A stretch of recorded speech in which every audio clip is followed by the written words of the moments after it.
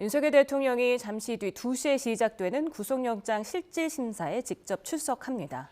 네, 현직 대통령으로 첫 구속 갈림길에 놓인 윤 대통령, 정치권도 이를 예의주시하는 모습인데요. 서정욱 변호사, 강성필 더불어민주당 부대변인 두 분과 함께하겠습니다. 어서 오세요. 네, 안녕하세요. 네, 어제 사실 배진환 변호사가 윤 대통령을 접견한 뒤에 윤 대통령이 서부지법에서 하는 영장심사에는 불응하겠다는 의사를 밝혔다. 이렇게 얘기를 했다가 조금 더 고민해봐야 될 상황이 생겼다고 뒤늦게 말을 좀 변경했고요. 오늘 오전에 직접 윤 대통령이 출석하겠다 이렇게 입장을 번복했습니다. 그 이유가 뭘까요? 저는 두 가지로 분석하는데 하나는 이거 서부의 영장 담당이 두 분이 있어요. 이모 부장하고 그다음에 이거 신모 부장. 근데 이거 두 분은 원래는 이거 체포 영장을 다 발부하거나 연장을 해준 이런 데 판사님이에요. 그러니까 이제 그 판사들이 다시 구속영장을 심사하면 현장이 공정성이 없다 이랬거든요. 그런데 의외로 이게 당직 판사가 이제 하기 때문에 이 판사는 이제 그 체포영장에 관여 안 한 제3의 그 판사잖아요. 따라서 이제 또 이 판사님에 대한 평가가 상당히 좀 객관적이고 원칙에 충실하다 이런 데 평가가 있어요. 그래서 이제 첫째는 기존의 체포영장 발부한 두 명이 아닌 새로운 판사다. 이러니까 이제 한번 나가서 직접 소명할 필요가 있다. 이게 첫째 이유고요. 그리고 이제 두 번째는 변호인단에서도 상당히 설득한 걸로, 왜냐하면 이게 적극적으로 이제 방어권을 행사해야 되니까 안 나가면 아무래도 이게 발부 가능성이 아주 더 높아지는 건 그런 게 사실이잖아요. 따라서 나가서 직접 소명하면 아무래도 이게 기각될 가능성이 조금 이게 더 높아지니까 이 두 가지 이유로 저는 출석하는 걸로 봅니다. 그럼 구속 당사자가 직접 출석하는 게 좀 더 피의자 입장에서 유리하게 작용을 하게 될까요? 일단 그 구속영장 실질 심사에 피의자가 참여를 안 한다는 거는요. 대개의 경우에 보면은 본인의 죄를 인정하고 반성하는 그런 의미가 있는 겁니다. 그렇기 때문에 윤석열 대통령으로서는 자기 죄를 인정하는 어떤 그런 범죄자와 같은 위치에 놓여 있을 수 있는 그런 오해를 받는다고 본인은 생각을 하시겠죠. 그리고 두 번째로서 지금까지 윤석열 대통령이 수사기관에 대해서 협조도 하지 않고 또 체포영장 집행도 두 번이나 불응을 해서 결국 체포된 거 아니겠습니까?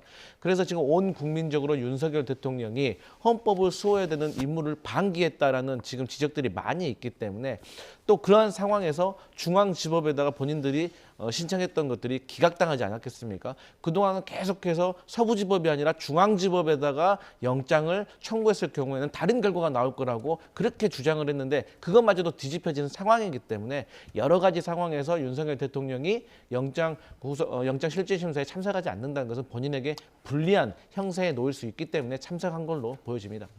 사실 체포 적부심을 청구했던 서울중앙지방법원이 기각을 하면서 서울중앙지법을 좀 고집할 필요가 없어졌다 이런 분석도 있을까요? 아마 근데 그래도 이게 저는 서울중앙이 가는 게 맞다고 지금도 생각하고 있고요. 서부는 이게 문제가 있다고 저는 봅니다. 이제 적법 위법을 떠나서 이게 가장 당당한 정당한 관할은 아닙니다.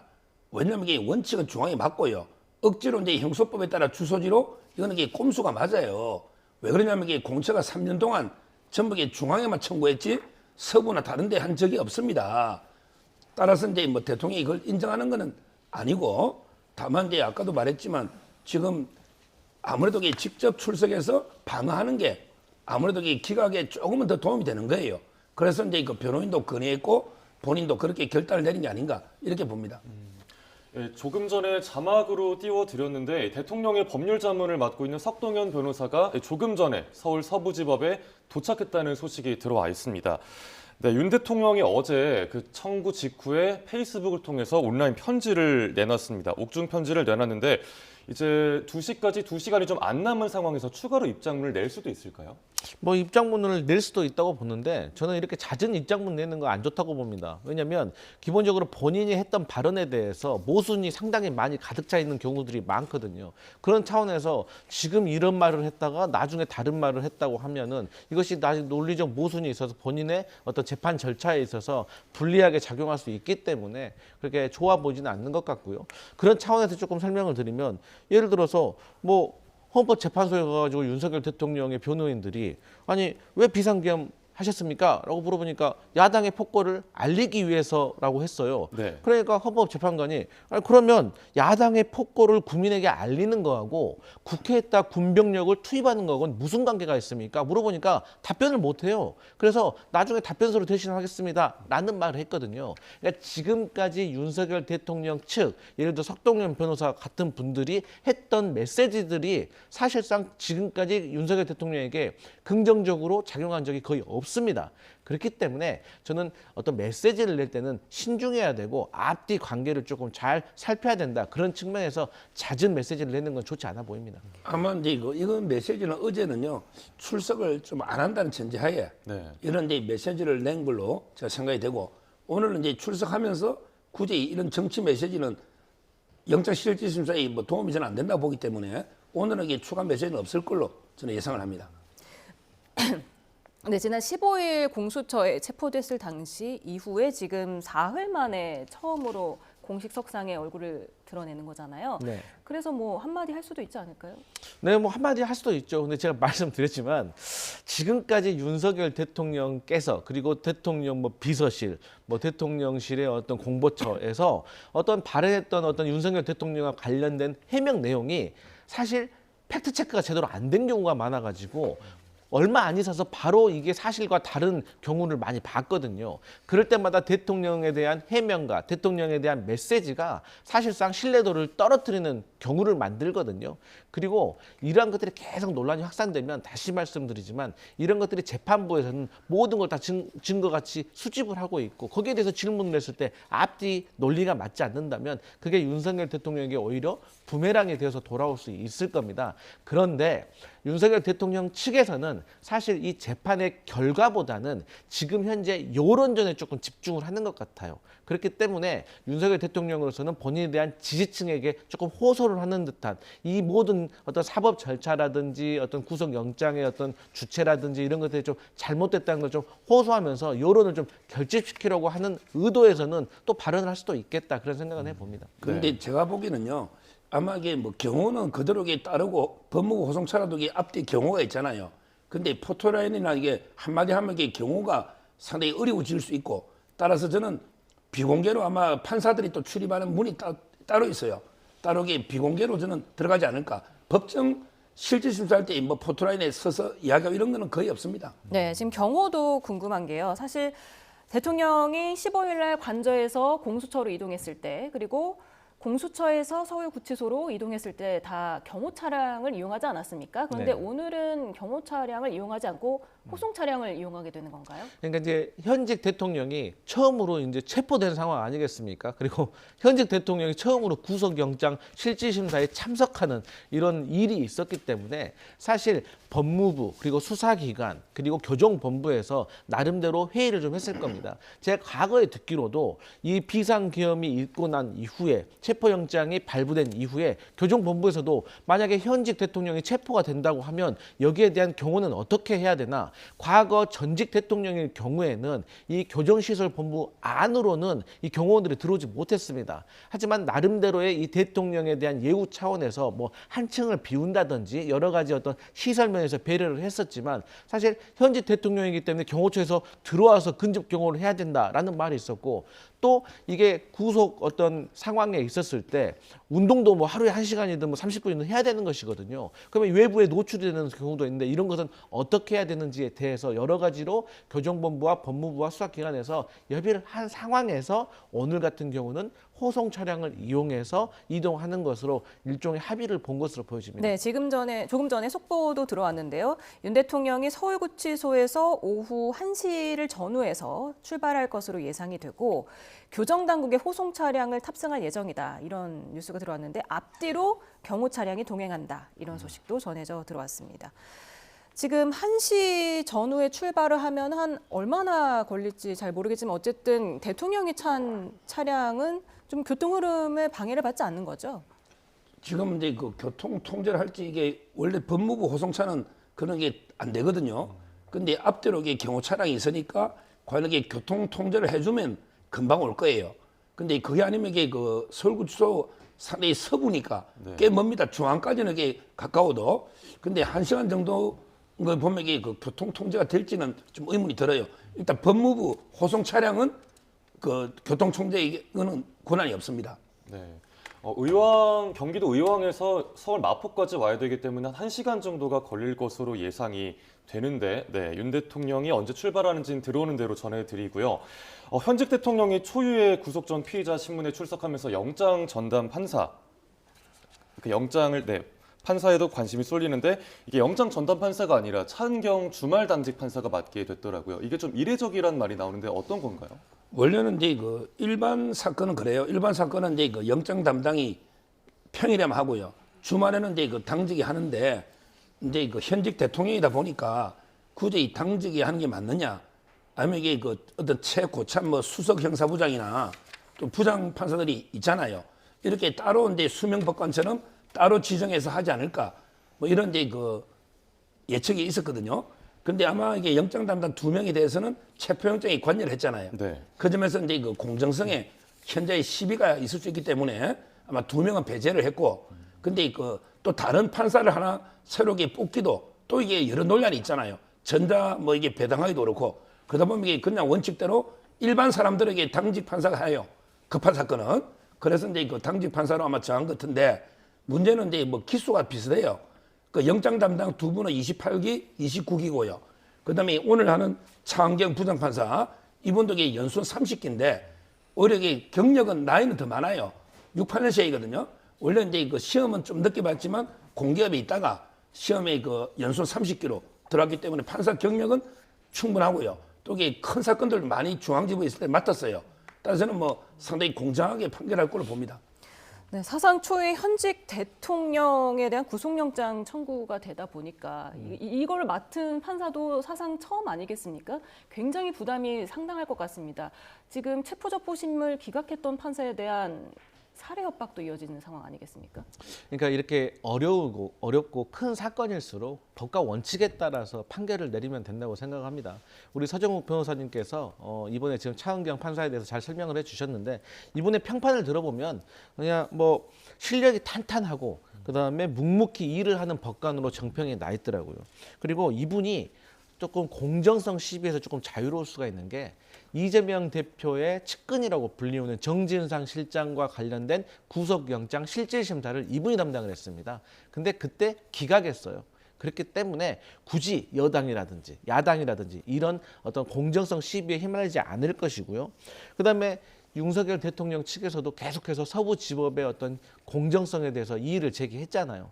왜냐하면 지금 정계선 어떤 헌법재판관이라든지 뭐 마은혁 판사라든지 이런 분들이 서부지법 출신이기 때문에 뭔가가 조금 공정하지 못한 거 아니냐라는 의심을 할 수가 있기 때문에 오히려 일반인들과 같이 어떤 변동 사항이 없이 주어진 그 제도 안에서 이렇게 정해진 판사께서 판결을 내리는 것이 국민들 보시기에도 적절하다고 생각을 하고, 어찌됐든지 간에 윤석열 대통령 측에서 요구했던 이 중앙지법에서도 지금까지 수사기관이라든지 서부지방법원에 대한 어떤 적절성에 대해서 다 인정을 해준 상황이기 때문에 더 이상 이런 법원 쇼핑 논란은 없었으면 한다, 이런 생각입니다. 네, 지금 영장 전담 판사가 아니라 당직 판사이다 보니까 아무래도 대통령에 대한 심리를 맡는 게 참 부담스러울 것 같은데, 혹시 다른 판사들과 협의를 할 가능성도 있을까요? 아마 이제 뭐 오늘 다른 판사가 출근도 안 할 겁니다. 보통 이제 영장이 예를 들어서 뭐 중앙에 4명이다. 그러면 이게 그 자기들끼리 합의하는 경우가 종종 있긴 한데, 오늘은 이제 그 혼자 아마 기록을 검토하고 해야지 누구하고 상의할 사람이 없잖아요.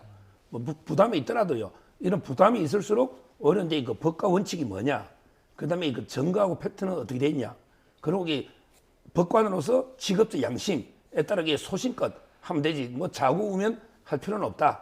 아마 이게 혼자 저는 결론을 내리지 않을까 이렇게 봅니다. 네. 지금 윤 대통령이 구금되어 있는 서울구치소에 경찰 기동대가 추가로 투입됐다는 소식도 들어와 있습니다. 네, 경찰 기동대가 구치소에 추가로 투입이 된 상황입니다.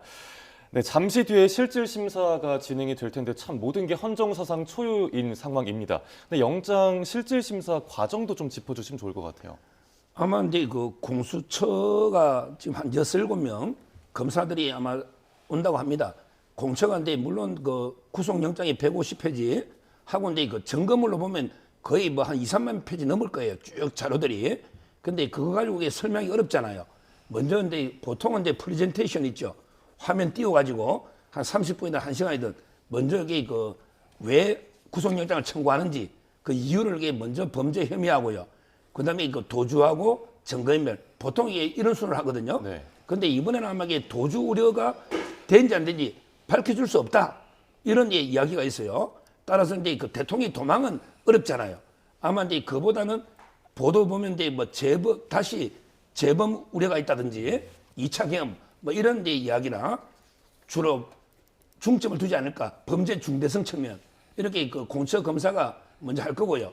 그다음에 그 이제 변호인단도 지금 상당히 들어갔기 때문에 변호인단이 변호가 있을 텐데 가장 중요한 거는 이게 대통령이 직접 출석했잖아요. 이때는 이게 그 원래 영장실질심사는 피고인 이야기를 듣는 거예요. 오히려 이게 그 검사나 변호인은 부수적인 거예요. 보통 우리가 영장실질심사 가면 판사가요. 피고인한테 먼저 범죄 150페이지 있죠. 이걸 이게 어떻게 조목조목 피고인한테 질문하는 게 이게 제일 중요한 절차거든요. 따라서 오늘은 이게 어떻게 할지 모르지만 제 예측은 공처검사가 먼저 설명하고 그다음에 그 대통령과 변호인한테 상당히 보충적으로 아마 판사가 계속 묻는 이런 식으로 진행될 것 같아요.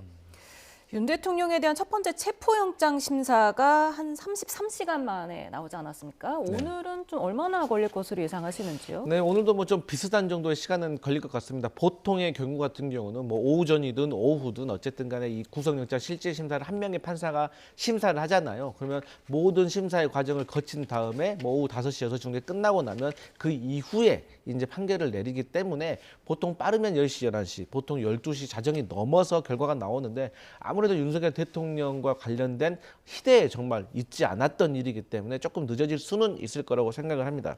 그런데 저는 개인적으로 윤석열 대통령의 구속영장이 인용될 가능성이 매우 높다라고 보는데 우리가 구속영장 실질심사할 때 3가지 요건이 있습니다. 보통 이제 증거인멸의 우려, 그다음에 법의 이 사안의 중대성, 그 도주 우려 3가지를 보는데요. 증거인멸을 할 때 가장 그 높게 평가를 한 게 뭐냐면 윤석열 대통령과 같이 본인의 혐의에 대해서 부정하는 사람, 무죄를 주장하는 사람은 증거인멸을 할 우려가 매우 높습니다. 그리고 사안의 중대성이라는 것은 그야말로 비상계엄을 통해서 온 국민이 봤던 이 내란과 관련된 이 혐의에 대해서는 그야말로 대한민국에서 가장 어떤 사안의 중대성은 말할 필요가 없는 것 같아요. 근데 마지막으로 보면 이제 도주 우려인데요.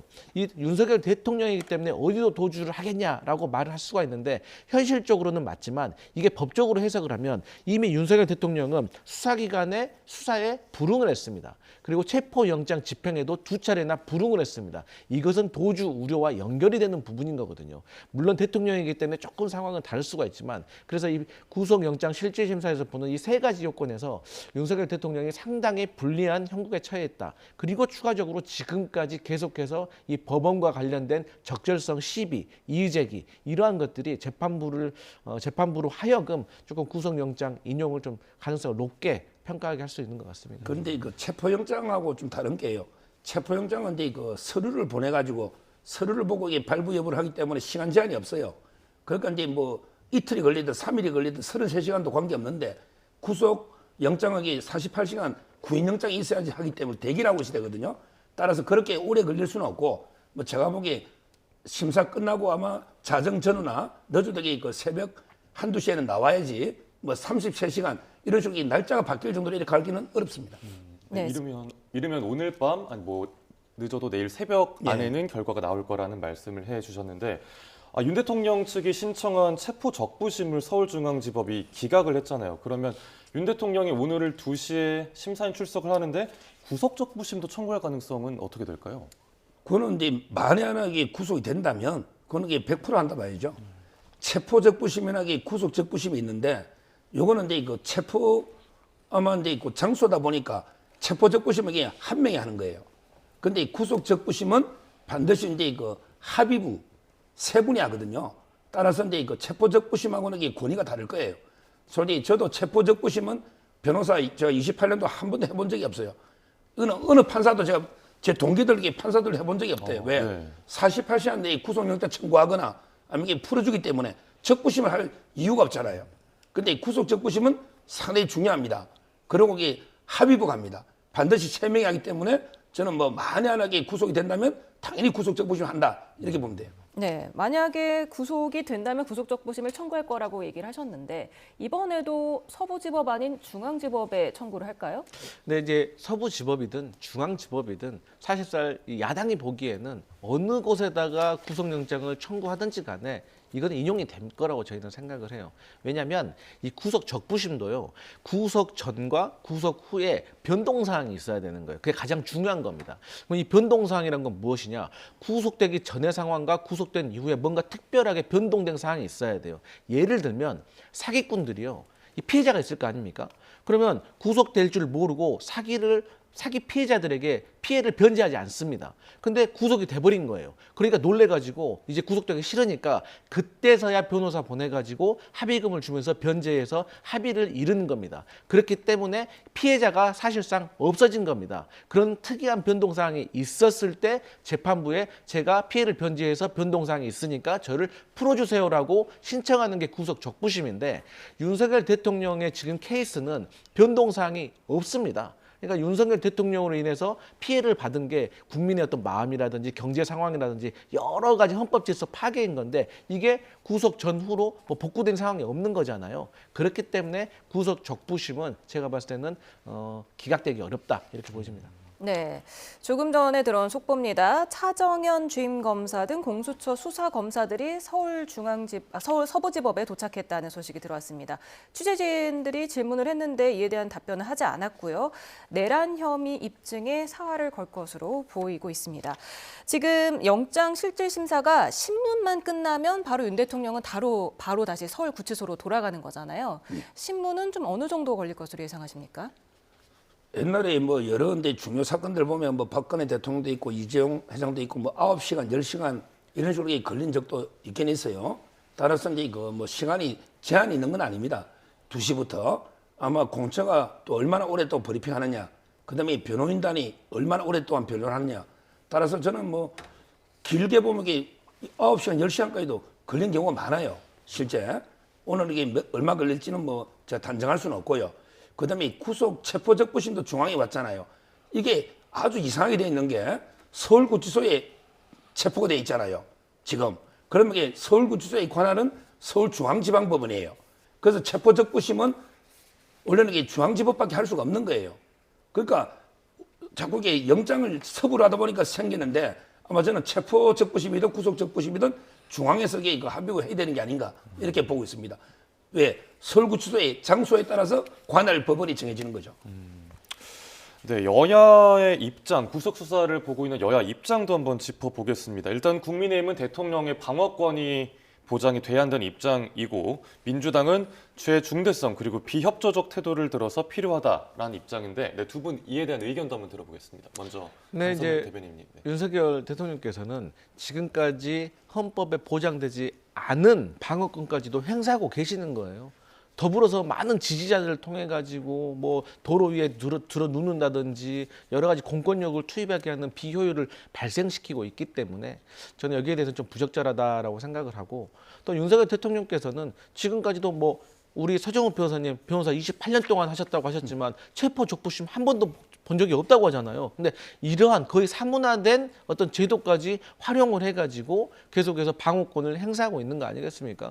그럼에도 불구하고 저는 헌법과 법률에 정해진 방어권은 충분히 행사를 해야 된다고 생각하고 우리 어떤 사법기관도 여기에 대해서는 최대한 받아들여줘야 된다고 생각을 합니다. 하지만 이 법 앞에 성역이 없다는 것처럼 대신 판결은 원칙에 따라서 저는 해야 된다고 생각을 하고 제가 앞서 말씀드린 세 가지 어떤 도주 우려라든지 증거인멸이라든지 어떤 사안의 중요성에 대해서는 이미 제가 말씀드렸기 때문에 저는 충분히 재판부에서도 이것을 감안해서 제대로 된 재판을 내릴 것이다 그렇게 봅니다. 네, 서정훈 변호사님. 뭐 저는 구속 사유는 이제 이거 두 가지거든요. 하나는 이제 이거 범죄 혐의가 소명이 되느냐 안 되느냐. 이 중요한 게 소명이에요. 이 소명이라는 거는 이제 그 정명까지는 아니더라도 뭔가 이게 그래도 한 8, 90% 가까이 거의 정명이 되는 단계 우월적 개연성이라는데 소명이 되느냐 이 문제하고요. 그다음에 크게 두 번째가 도주 또는 증거인멸이거든요. 둘 중에 하나가 있어야 되는 거예요. 따라서 크게 보면 이게 두 개인데 문제는 지금 저 직권남용 가지고 이제 이거 내란까지 왔잖아요. 일단 직권남용 자체는 이게 소추특권이 적용되는 부분이기 때문에 수사도 원래 못하는 거예요. 근데 이걸 가지고 지금 내란을 왔잖아요. 여기서부터 이게 아마 문제가 될 거고. 근데 이 내란이라는 거는 중요한 게 목적범입니다. 그래서 이제 그 국회가 탄핵 소추 안에서도 형법의 내란죄는 뺐잖아요. 그 입증이 어려워요. 어렵다고요. 그러니까 지금 이게 과연 내란 목적까지 소명이 되어 있는가? 특히 선관위 서버 검증 이런 거는 이게 내란 목적은 아니거든요. 그다음에 국회도 완전히 국회를 폐쇄할 정도로 이게 완전히 봉쇄할 정도로 이게 근도로 국회를 완전히 무력화시키 없앨 정도는 아니거든요. 따라서 이제 과연 이걸 가지고 폭동에 준하는 이 내란이라 볼 수 있느냐? 저는 소명 자체가 아직 불충분하다 이렇게 보고 있고요. 그다음에 두 번째 요건은 더 확실하죠. 도주우려가 없다는 건 이게 분명하고, 그다음에 정거인면은 이미 다 기소가 돼 있기 때문에 다 구속돼 있잖아요. 따라서 저는 어느 뭐로 보는 게 대통령도 법 앞에는 이게 평등한 거예요. 따라서 이제 그 일반인이라면 저는 당연히 이거는 이게 영장이 기각된다 이렇게 보고 있기 때문에 저는 기각될 거로 예측합니다. 네, 지금 증거인멸 도주 우려 없다고 하셨는데 지금 공수처 쪽에서는 비상계엄을 전후해서 휴대전화를 교체를 했고 그리고 메신저 앱인 텔레그램을 탈퇴했다 이런 점을 들어서 증거인멸 또는 도주 우려가 있다고 설명을 했거든요. 이 부분은 어떻게 보십니까?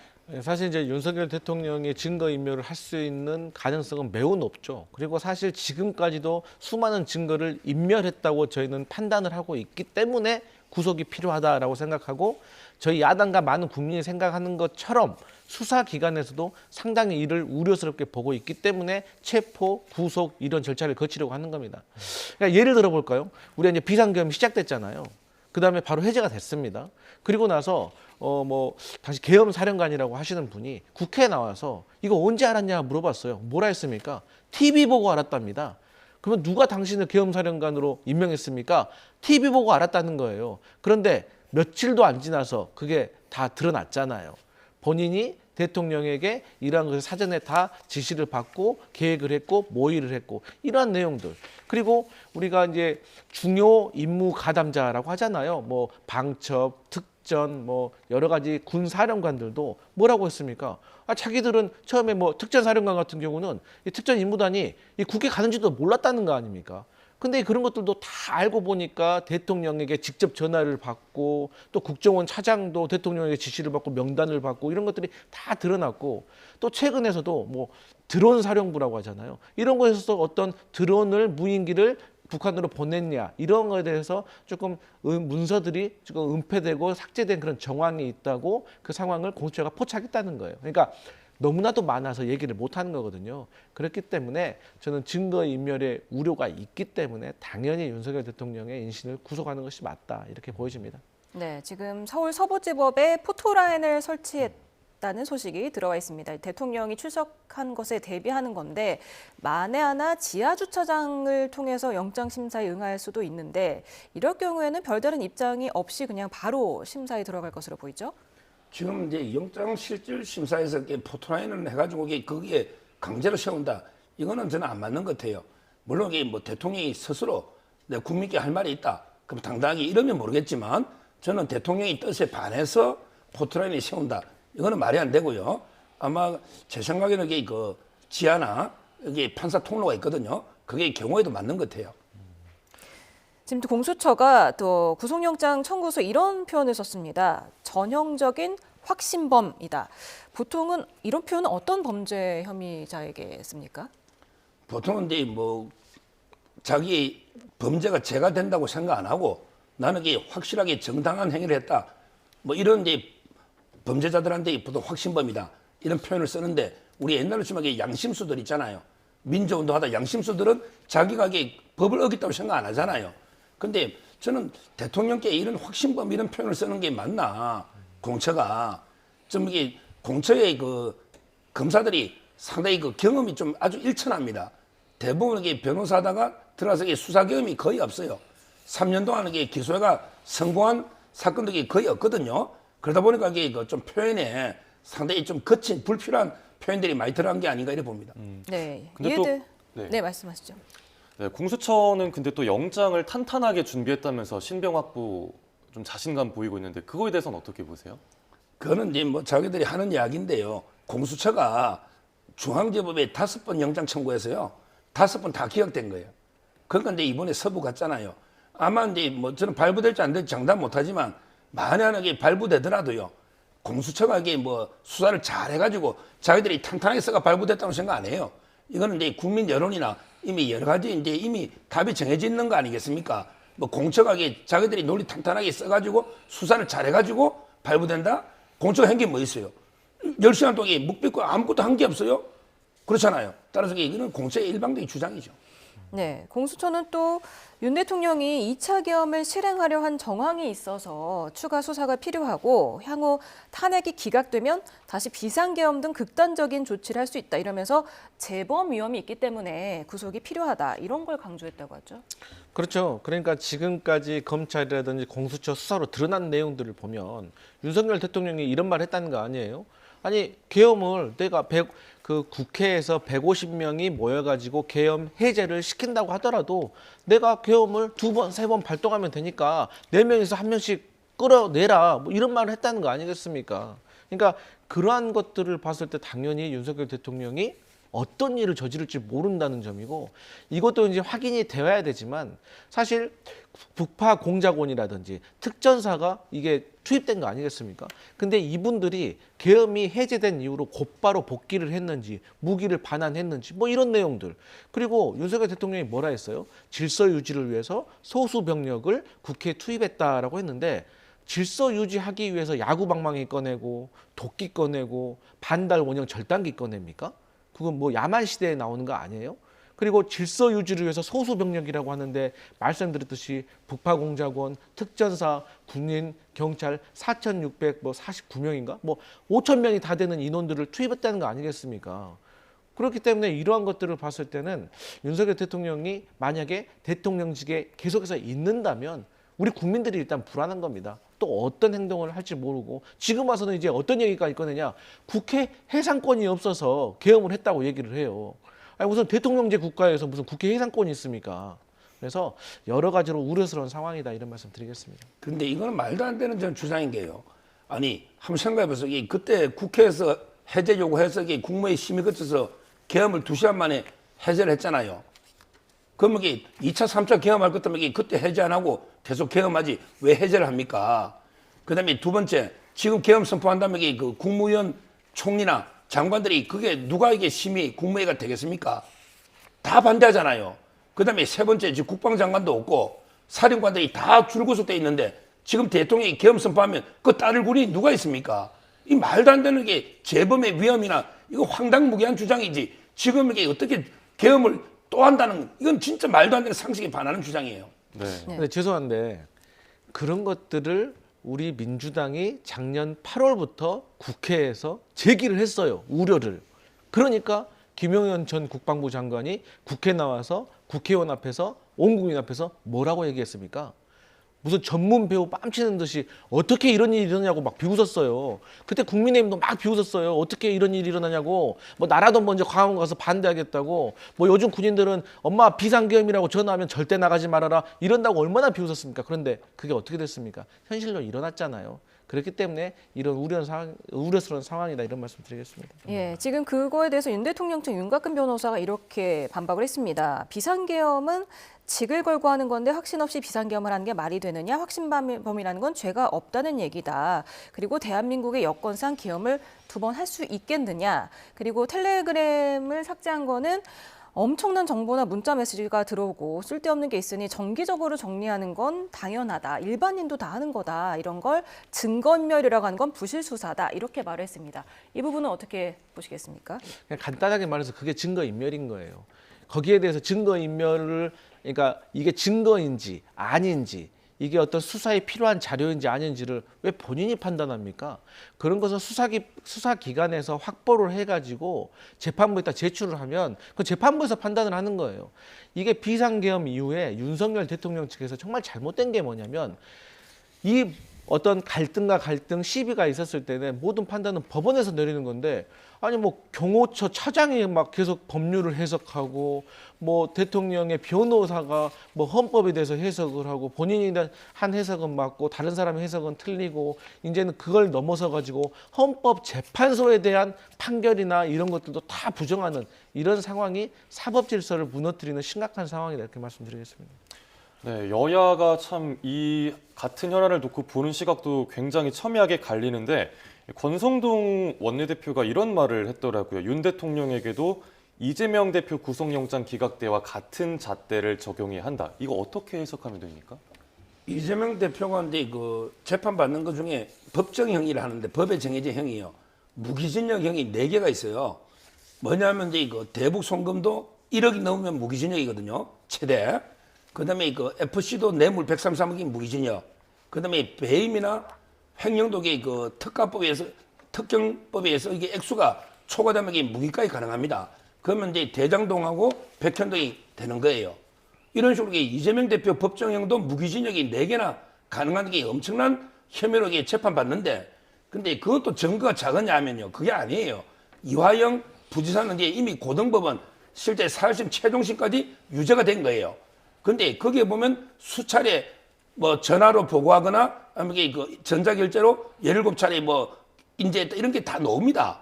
그러니까 제 말은 이게 증거나 범죄 혐의로 보면 이게 개수로 보면 이재명 대표가 이게 결코 작지 않다는 거예요. 그럼에도 이게 불구하고 야당 대표니까 도주리 없다. 이래가 이게 영장이 기각됐잖아요. 그거 그대로 적용돼야 된다는 거예요. 그러면 이게 이재명 대표는 이번에 이화영 부지사 청문회까지 나오고 지금 위정조사까지 한다잖아요. 지금 정진상도 다 이게 보석 나와 있잖아요. 그러면 이재명 대표는 증거인멸 염려가 전혀 없어서 지금 이게 불구속입니까? 그게 아니에요. 야당 대표고 도주 우려는 없으니까 이게 불구속 받고 있잖아요. 그럼 대통령도 저는 똑같다 봐요. 그리고 지금 이게 증거인멸도 훨씬 적죠. 왜냐하면 수방사령관, 특전사령관 이미 공장이나 다 진술했고 비화포는 이게 중요한 거잖아요. 따라서 이게 인멸을 증거 지금 뭐 얼마나 있겠느냐고. 저는 이재명 대표하고 비교해 보면 당연히 불구속이 맞다 이런 취지죠. 네, 이 부분에 대해서 반론 있으시면 하시죠. 일단 그러면 이재명 대표가 언제 뭐 소환에 불응했습니까? 검찰에서 오라고 하니까 갔어요. 물론 거기 가서는 이제 법에 정해진 대로 묵비권을 행사했죠. 그러면 윤석열 대통령도 오라고 하면 수사기관에서 오라고 하면 가야 될 거 아닙니까? 가서 묵비권을 행사하면 될 거 아닙니까? 그래서 이재명 대표에게 수사기관에서 무슨 뭐 이 수사기관 검찰은 잘못된 거니까 저는 수사 받을 수 없습니까? 그렇게 말했습니까? 그런 적도 없어요. 하지만 윤석열 대통령은 공수처는 이래서 안 되고 검찰은 이래서 안 되고 경찰은 이래서 안 되고 계속해서 안 된다 하는 거 아닙니까? 이게 큰 차이가 있는 것이고 윤석열 대통령이 저지른 이 불법적인 비상계엄은 온 국민이 실시간으로 봤습니다. 총을 가지고 있는 군인이 창문을 깨고 국회 본청 들어가는 걸 봤고 70이 다 된 국회의장이 국회 출입문을 못 들어가가지고 담을 넘었어요. 이분이 할 일 없어서 담 넘습니까? 못 들어가게 막으니까 그런 거지. 그리고 공범들이요. 이재명 대표와 관련된 공범들이 이재명 대표가 시켰다는 얘기 안 해요. 이재명 대표한테 보고했다는 얘기도 안 하고 있어요. 하지만 윤석열 대통령과 관련된 중요 임무 가담자들, 특전사령관, 방첩사령관, 수도사령관, 경찰청장까지 다 대통령이 시켰다고 얘기를 하고 있잖아요. 그게 이재명 대표와 윤석열 대통령의 큰 차이점이다. 그리고 두 번째로 다시 말씀드리지만 이재명 대표는 이 사법당국 수사기관의 모든 절차에 대해서 협조를 했다. 하지만 윤석열 대통령은 이 모든 걸 부정했고 부정하고 있다. 이게 큰 차이다 말씀드리겠습니다. 그런데 이거는 바로 잡아야 될 게요. 이재명 대표 혐의 중에 그 경기도 버카로 해가 1억 이상 그 횡령 배임 있잖아요. 그게 작년에 7월 달에 오라고 통보했는데요. 끝까지 불응하고 그다음에 서면조사장이 이것도 불응하고요. 끝내 불응했다니까요. 검찰이 계속 오래도 이게 안 간 거는 이재명 대표도 안 간 게 맞아요. 이건 팩트의 문제잖아요. 그래서 불구속 기소를 했지 않습니까? 불구속 기소를. 요거 하나 있고요. 그다음에 이재명 대표 사건 중에 공범자가 자백한 게 한두 개입니까? 그거는 내용을 좀 검토를 해보시면 위정교사의 김진성 씨도 이재명 대표가 위정을 부탁해서 내가 위정했다. 이렇게 자백을 하고 있어요. 위정교사 사건도. 그다음에 뭐 유동규 씨나 다 이게 공범자들 다 자백을 하고 있고 이화영 부지사도 이게 처음에는 검찰에 3번이나 자백을 했던 적도 있고요. 이렇게 인정한 공범자들도 많아요. 그러면 그걸 인정했다는 가정하면 대한민국에서 버카 유용한 사례가 얼마나 많겠습니까? 그리고 대한민국에서 위중교사 사건 얼마나 많겠습니까? 근데 역사에 지금 현직 대통령이 비상 불법 계엄을 한 게 지금 45년 만에 최초인데 이게 지금 비교의 대상입니까? 국민들이 판단할 거라고 생각합니다. 네. 만약에 구속영장이 발부가 된다면 윤 대통령은 체포 기간을 포함해서 20일, 최대 20일간 서울구치소에 수용되지 않습니까? 체포가 지난 15일에 됐으니까 그날을 포함해서 20일이면 2월 3일까지일까요? 지금 이제 그게 공수처가 이게 법이 워낙 졸속으로 빨리 하다 보면요. 좀 불명확해요. 무슨 말이냐면 이게 그 경찰은 10일밖에 안 돼요, 최장. 경찰은요. 그다음에 검찰은 이제 그 10일이 원칙이고요. 그다음에 법원에 꼭 필요할 때는 10일간 연장을 할 수 있다. 이게 법에 있거든요. 근데 제가 알기로 이게 공처법에는 명확하게 10일인지 20일인지가 없어요. 제가 알기로.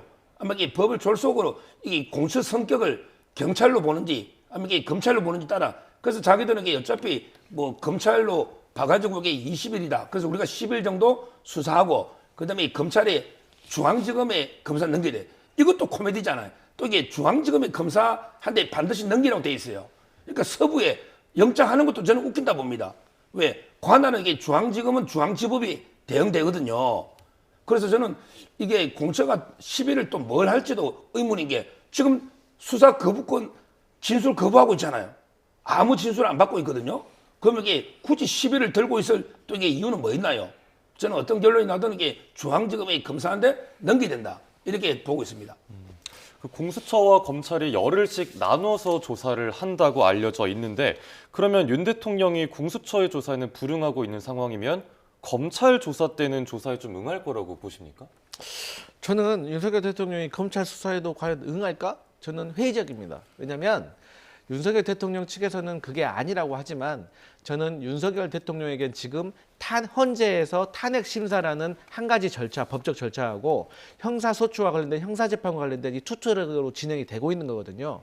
윤석열 대통령은 지금 제 개인적인 생각으로는 이 탄핵 심사에 대해서 사활을 건 거예요. 왜냐? 이 탄핵 심사는 위법성, 쉽게 말해서 범죄를 저질렀어도 이게 대통령직을 파면할 정도로 이게 큰 죄인가를 또 판단을 하는 거예요. 그래서 죄를 지었더라도 이게 다시 탄핵 소추가 기각이 돼가지고 다시 직무 복귀를 할 수가 있는 가능성이 있습니다. 그렇게 되면 이 모든 것의 상황이 역전이 되는 거예요. 하지만 이 형사 소추 같은 경우는 큰 죄건 작은 죄건 다 다뤄가지고 거기에 맞는 양형을 다 정해가지고 처벌을 합니다. 그렇기 때문에 윤석열 대통령으로서는 이 형사 소추와 관련된 건 최대한 지연시키려고 하는 절차 아마 그런 마음이 있을 것이기 때문에 그 어떤 논리, 그러니까 중앙지법에 해야 된다, 서부지법은 안 좋다, 안 된다라고 해서 또 중앙지법에 가서 중앙지법에서 이거 수사기관에 어떤 권한이 있습니다, 이 영장은 적법합니다라는 판결이 나와도 또 다른 이유로 지금 변명을 하고 있잖아요. 같은 판사끼리는 판결을 뒤집기가 어렵다. 뭐 그런 것들을 얘기하고 있기 때문에 어떠한 상황이 나오더라도 형사소추와 관련된 절차에 있어서는 계속해서 트집을 잡을 것입니다. 네, 제가 알기로 중앙검찰청은 응할 거예요. 지금 대통령은 확고하게 뭐냐면 법치를 수호한다. 따라서 이게 불법일 때는 응하지 않더라도 모든 게 합법적인 수사나 재판은 당당히 임한다. 이게 확고합니다. 그런데 뭐 중앙지검의 검사는 수사할 수가 있거든요. 경찰이 하든 공처가 하든 어차피 최종적으로 검찰이 하고 기소권에 있기 때문에 저는 뭐 검찰 수사는 당당하게 본인이 또 중앙지검장 총장까지 했잖아요. 그걸 이렇게 부인할 수는 없죠. 저는 응할 걸로 봐요. 네, 공수처가 열흘, 원래는 검찰이 열흘을 쓰기로 합의했는데 지금 체포 기간을 포함한 거기 때문에 공수처가 이미 나흘을 쓴 거 아니겠습니까? 이렇다면 뭐 하루 정도 더 조사할지라도 바로 윤 대통령을 검찰에 넘길 것으로 보시는지요? 그렇다고 봐야 되죠. 지금은 이제 그 공처조사는 일체 응하지 않는데 굳이 들고 있을 이유가 없잖아요. 원래는 이게 가장 바람직한 거는 신병 구속도 검찰에 넘기는 게 맞아요.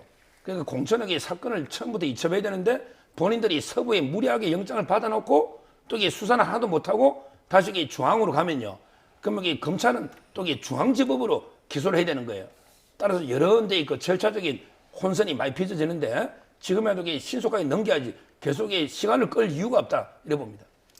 네, 지금 조금 전 들어온 소식인데요. 윤 대통령이 곧 서울구치소를 출발한다는 내용 들어와 있습니다. 네, 지금 화면으로 서울구치소 전경을 보여드리고 있는데 윤 대통령이 곧 서울구치소를 출발한다는 소식 들어와 있습니다. 네, 헌재가 탄핵 심판 서류를 송달로 간주한 것부터 최근에 체포 적부심 기각까지 윤 대통령 측에서는 9번 제기를 했다 9번 다 진 상황이 됐는데 이렇게 건건이 좀 불복되는 이유는 뭐라고 보시나요?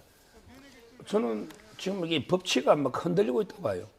우리나라 법치가요. 이렇게 저는 무너지고 있는 게 참 안타까운데요. 왜 그러냐면 이게 그 현직 대통령을 체포하는 엄청난 일이잖아요. 그러면 누구도 이 일을 제기 못할 정도로 완벽하게 그 공정한 법적 절차를 따라야 돼요. 누구도 이 일을 제기 못할 정도로 이걸 이렇게 대공지정, 지극히 공정하고 지극히 바르게 해야 되는데요. 그러면 어떻게 하면 되느냐? 그냥 경찰이 내란죄를 수사하고요. 그다음에 그 대통령이 안 오면 바로 이제 그 검찰을 경유해가지고 서울중앙지법에 그냥 체포영장 받아서 이렇게 집행하면 아무 문제 없잖아요. 어차피 이게 체포영장 경찰이 했잖아요. 공천은 인력이 없어요. 근데 왜 그러면 이게 검찰을 뺐느냐? 지금 검찰하고 경찰이 서로 막 서로 수사하고 있잖아요. 지금 검찰에서는 우종수 본부장부터 몇몇 핸드폰을 압수수색해서 오히려 이게 불법 내란에 가담한 거 아니냐 이러고 있고, 그다음에 경찰은 오히려 검찰을 또 선관위 들어갈 때 간 게 아니냐 이러다 보니까 이게 편법이 쌓인 거예요. 그래서 검찰하고 어르렁거리면서 이게 서로 수사하니까 그러면 이게 경찰은 영장 청구권이 없으니 공수처하고 한 편을 묵은 거예요. 이게 공조본인데 아무런 법의 근거가 없어요. 공조본 할 수 있다는 법의 근거가 전혀 없어요. 여기서부터 이게 모든 논란이 생기는 거예요.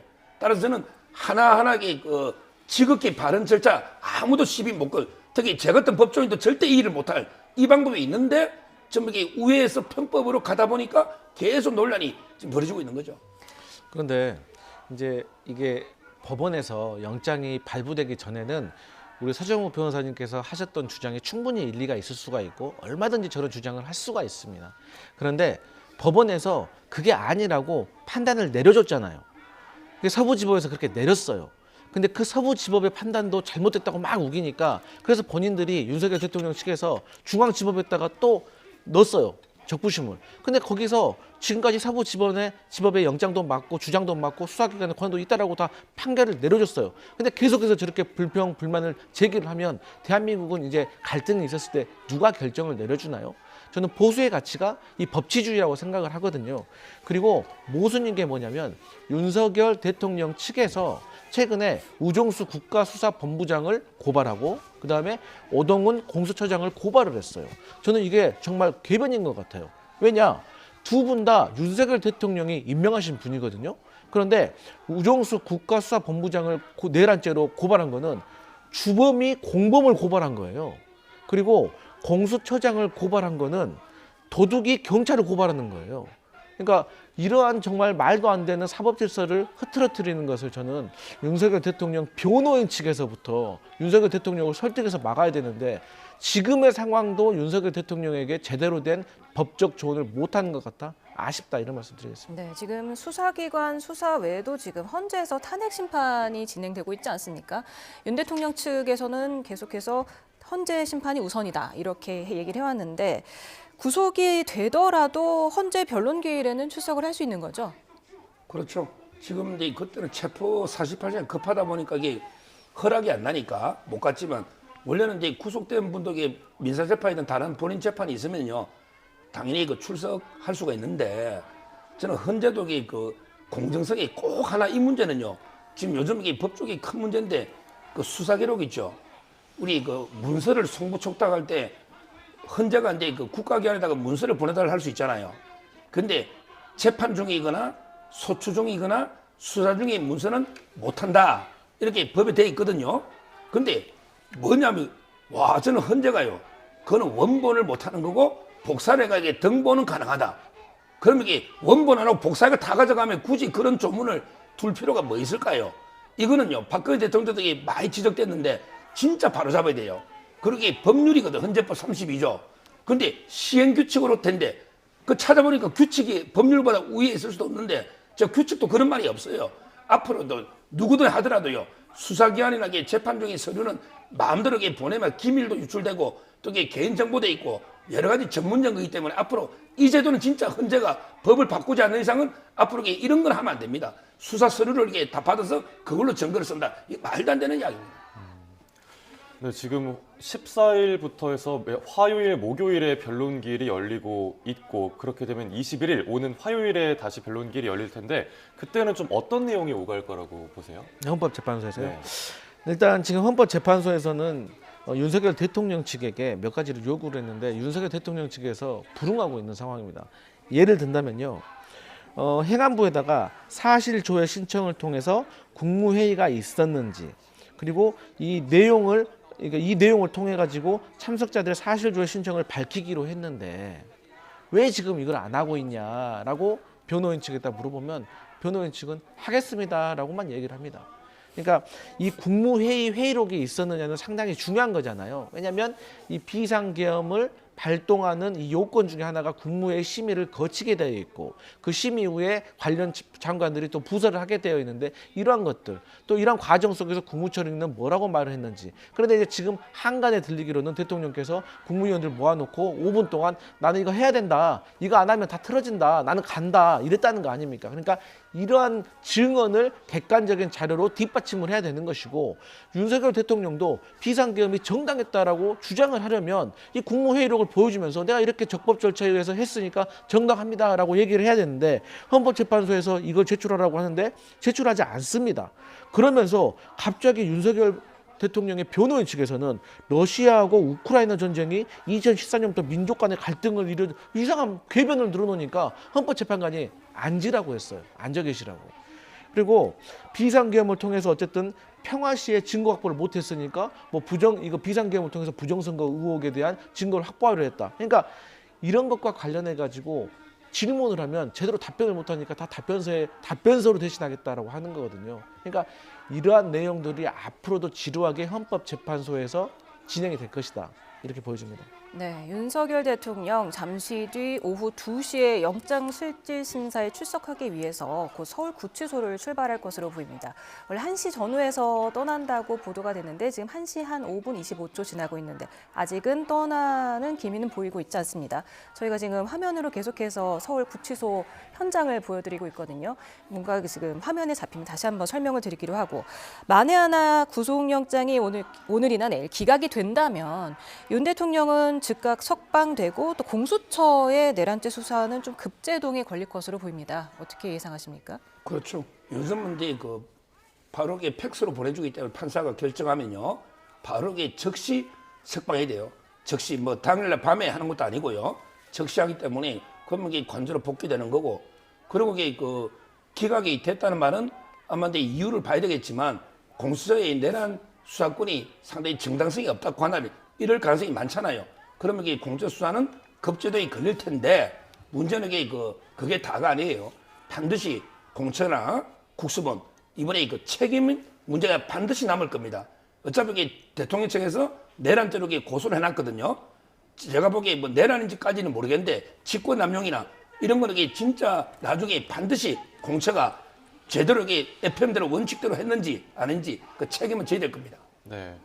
만약에 구속영장이 기각이 되면 공수처나 경찰, 공주본 입장에선 어떤 스탠스를 취할 거라고 보세요? 네, 만약에 구속영장이 기각이 된다면 우리 서 변호사님께서 말씀하신 내용들이 주가 될 것 같습니다.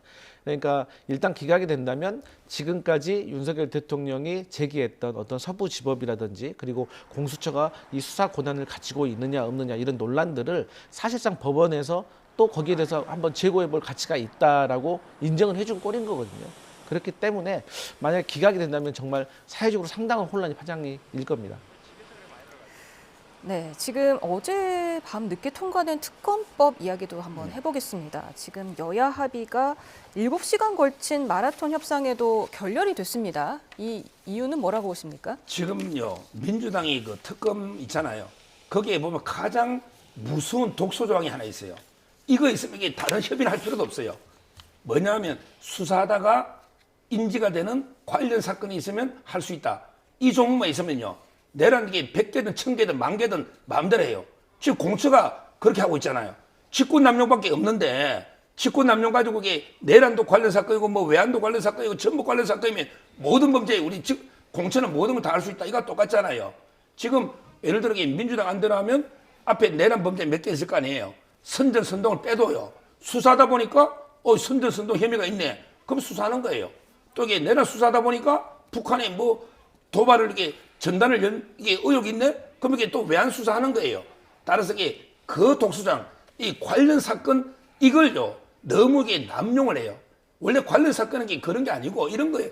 내란 수사권이 있는데 내란 수사하다 보니까 그 가벼운 뭐 직권남용이 나오더라. 이런 거는 돼요. 근데 직권남용을 하다가 엄청나게 큰 내란죄를 관련 사건으로 관할이 있다? 이건 꼬리가 몸통을 흔드는 거다 말이에요. 따라서는 아마 민주당 안은 그 관련 조항까지 무제한 확대될 수가 있다. 이것 때문에 국민의힘이 안 받은 거고요.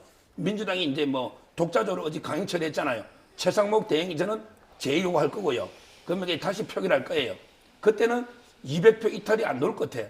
왜냐하면 이게 어제 안철수 의원만 찬성했거든요. 나머지 김용태, 뭐 이런 김재섭 이런 분들이 다 이탈했어요. 따라서는 아마 이게 특검법은 내란 특검은 결국에 그 해보지도 못하고 역사 속으로 사라진다.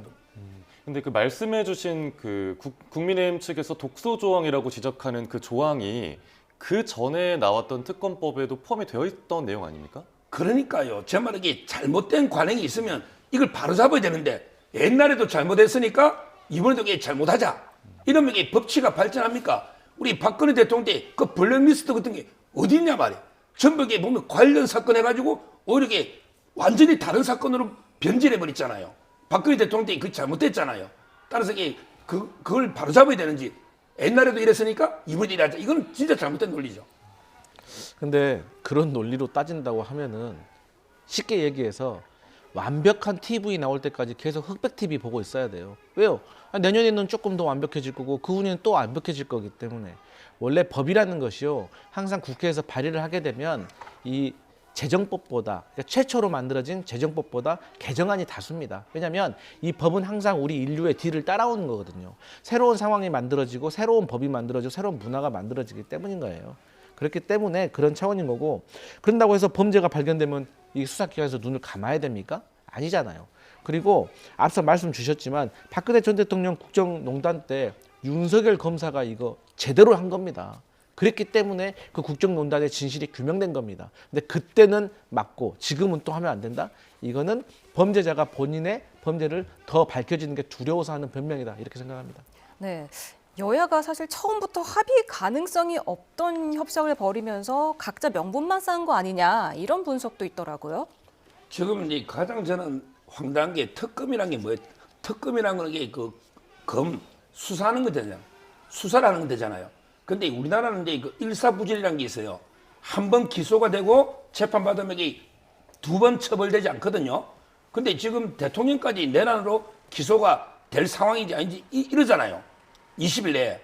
근데 특검을 지금 통과해봤자 한 달은 걸릴 거예요.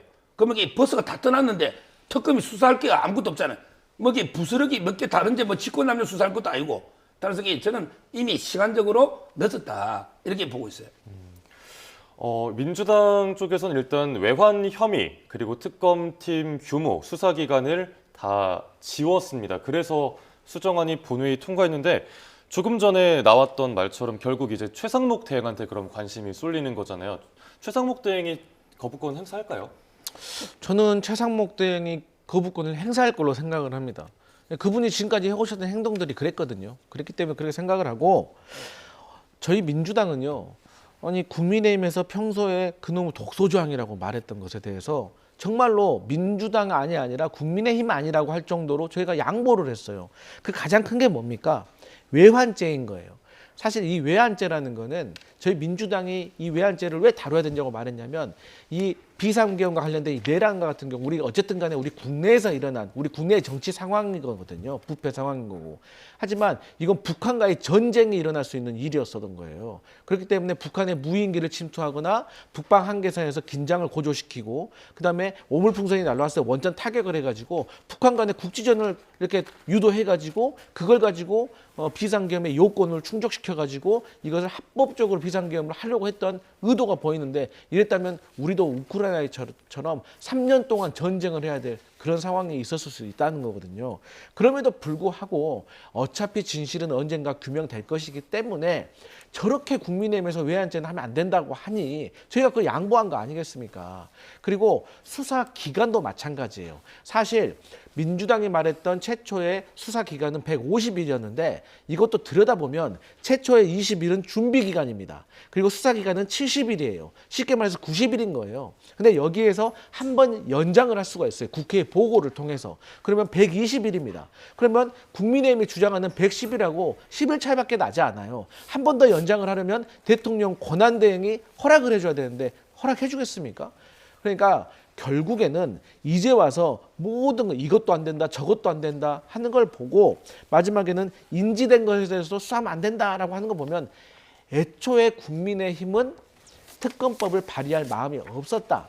그런데 이제는 특검법을 자체적으로 발의를 그것도 조차 안 하면 국민들에게 지탄을 받고 이탈표가 나올 것이기 때문에 억지 춘향으로 했는데 결국 그 속내가 드러난 것이다. 저는 그렇게 보여집니다. 네, 근데 수사 대상의 경우에 뭐 11개였던 항목을 좀 국민의힘 입장을 반영하면서 6개로 축소를 했지만 또 마지막 항목에 관련 인지 사건을 넣어두면서 수사 범위가 확장될 여지를 남겨뒀다. 이런 분석도 나오던데요. 그러니까 그게 제가 방금 말씀드린 거예요. 그러니까 아니 예를 들어서 A라는 사람을 어떤 절도 행위에 대해서 이렇게 수사를 하고 있는데 이 사람이 이걸 절도하기 위해서 뭐 사람을 팬 거예요. 그 가게에 있는 뭐 경비원을 팬 거예요. 폭행을 한 거예요.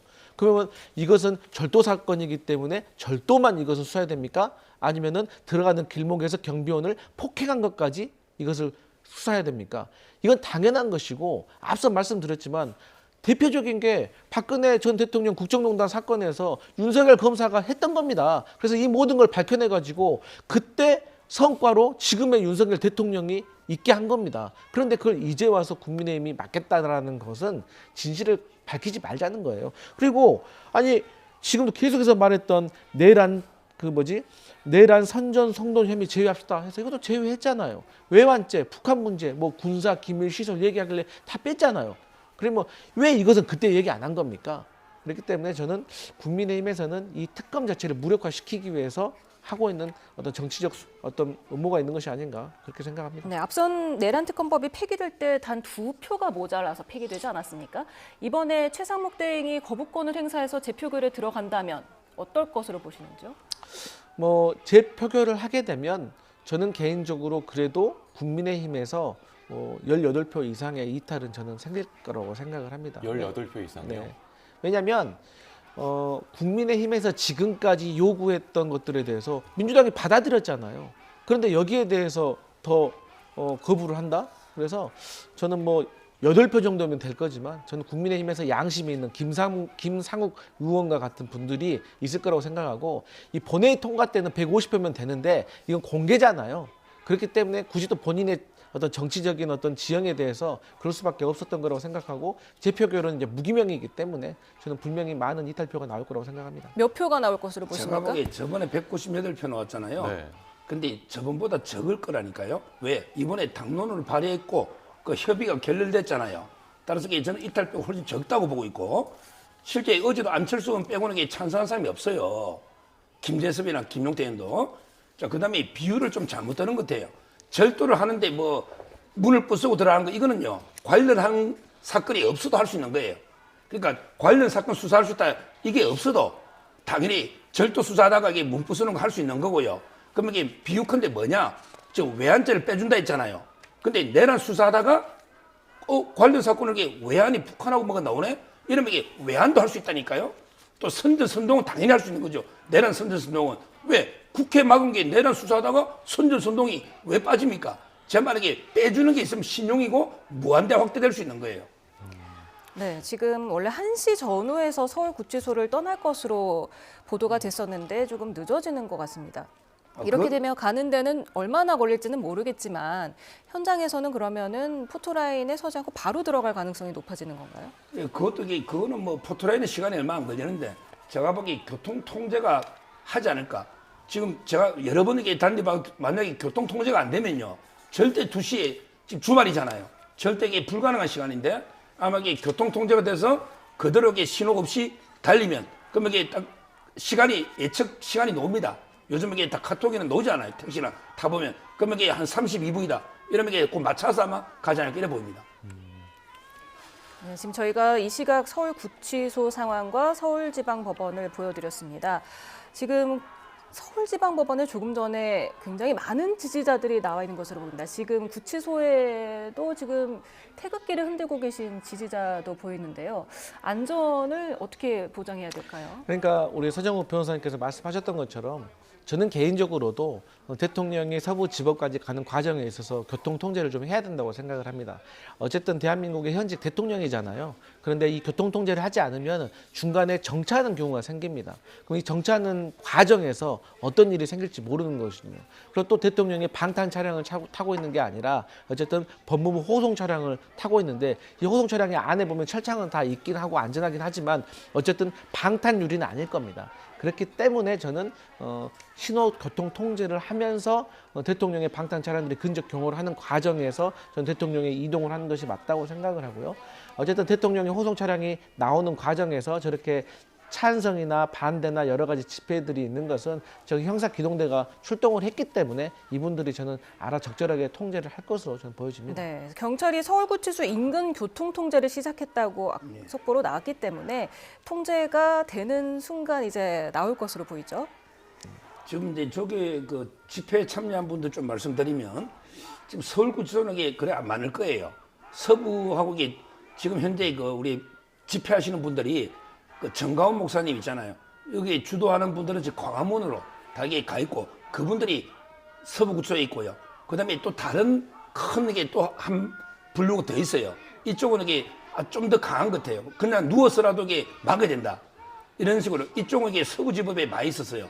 따라서 서부지법에 경찰이 계속 해산 지금 작전을 벌이고 있잖아요. 크게 보면 이제 그 태극기 우리 집회 자유법원이 한 두 부류가 나눠서 지금 이게 광화문에 다 가 있기 때문에 구치소에 있던 분들은 따라서 이게 상대적으로 지금 서부가 구치소보다는 많을 거예요. 네, 서부지방법원 앞이 굉장히 좀 혼란하고 또 경찰이 직접 뭐 한 명씩 뜯어내서 강제 해산을 시키기도 했는데 뭐 주말 내내 통제한다고 하더라고요. 저게 이제 가장 어떻게 보면 이게 강경 세력들 있잖아요. 한남동에서도 이제 길에서 누워서라도 어떻게든 이렇게 대통령을 지켜야 된다. 이런 데 2030 청년들이나 그쪽에 또 세력이 그거는 이제 그 좀 틀려요. 성격이 정가훈 목사 쪽하고요. 그래서 아마 이게 정가훈 목사 쪽에서는 이게 대단히 평화적으로 해야 된다. 그래서 오늘 광화문에 간 거고 서부는 상당히 강경파들이 많이 있기 때문에 저는 어떤 일이 생길지 결사적으로 다 법원 앞에 누워 있잖아요. 다 누워 있기 때문에 뭐 4인 1조로 어떻게 옮길지 앞으로 이것도 참 큰 걱정이에요. 저는 이 정가훈 목사와 관련된 이 집회에 참석하시는 분들에 대해서 저는 상당히 우려스럽습니다. 오늘 제가 한 언론 보도를 봤는데요. 이 보도 제목부터 그렇습니다. 정가훈 목사 탄핵 반대 집회에 오는 사람 5만 원씩 전화비도 내주겠다. 이거 상당히 우려스러운 문제예요. 그렇기 때문에 이런 의혹을 받고 있기 때문에 저는 상당히 이 정광훈 목사 측에서도 이 집회를 하는 과정에서 정말로 국민들에게 오해받을 행동을 해서는 안 된다. 그리고 수사기관도 이러한 의혹이 정말 객관적으로 조금 증명이 되는 정황이 보여진다면 저는 수사에 들어가야 된다. 그런 생각합니다. 네. 윤 대통령 체포 저지를 주도한 혐의를 받는 김성훈 대통령 경호처 차장이 어제 체포되지 않았습니까?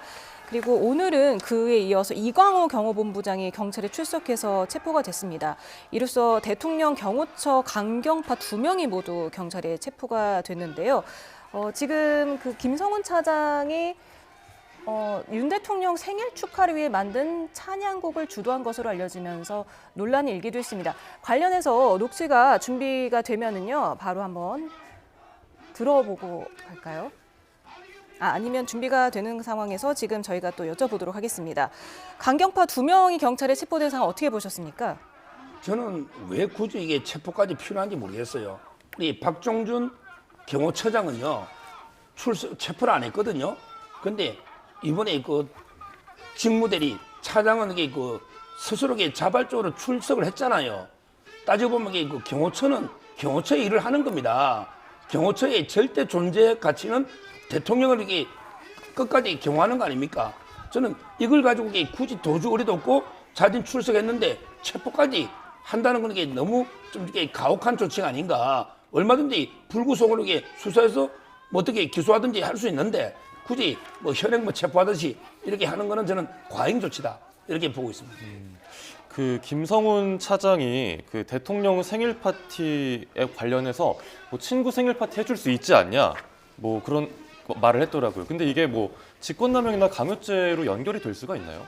아니, 그거는 그냥 뭐 지연에 이런 거는 직권남용하고 아무 관계. 직권남용이라는 거는 경호처장이 고유한 직권이 있고 그 직권 범위 내에서 권한을 행사했는데 그게 좀 남용된 거예요. 이거는 아무 사적인 문제이기 때문에 이거는 뭐 약간의 비판 소지가 있는지 없는지는 모르겠는데 이런 이제 경호처의 본연의 임무하고 전혀 무관하죠. 따라서 직권남용이나 이게 범죄가 되는 형사적인 문제는 전혀 아닙니다.